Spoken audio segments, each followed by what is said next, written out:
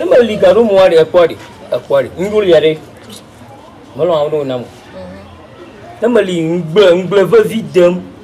Tudo kunya ja gbanchi kwa. Nya doko na loba college nya madaku no. Manya mata e manwari fia. Lolonya. Nada blona nya fia bari. Enya fine ya la fia ko. Na ga franca pom dajinya. Ye bloma la na fia. Senya anyamade. Bien yima de manu. Ban franca. Alulu obole. Na franca fa bonga. Na mo gbare mu se karaga.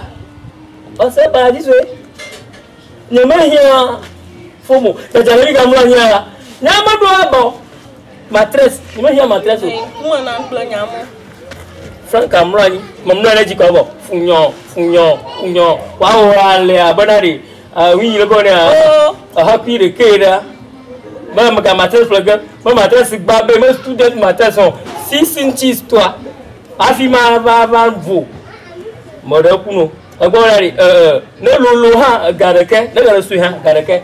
Na chi ma ji lolo to asire kai ma fu pagara su tonwu. Madaku kuno magaji molo. Franca. Magaji madaku. Oh Franca nya. Onya Franca ina bi atlo ko plero. Esenya. Gbogbo Lo Franca laro. Se. Franca wo ko malolo. O kaya. Franca wo ko nya je chila. O mano mo Franca amareka magaliore. Franca ba gbogbo na mulo. Franca kaya. Franca hoyo. Mo pe wa abahama gahiamu. Ye ma kloeru. Dana shili. Hawana jifiere. Everything nto jire kana nya ha. Franca amaju la fie sego ko nya nya ma setona.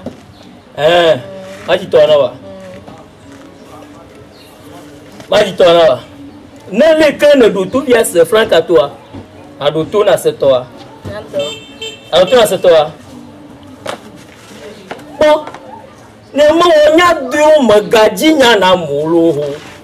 Ne mo nya du magaji nya na mu po. Mo banya mo na nya du magaji nya na mu. Ne mo nya du magaji nya na mulo. Ino wa klito le ngogon ya. Ino wa klito babe ngogon ya. Azoli mo gbole kli agbo hawe de jumalia. Azoli mo gbolo hoyo gbo hawe de jumali.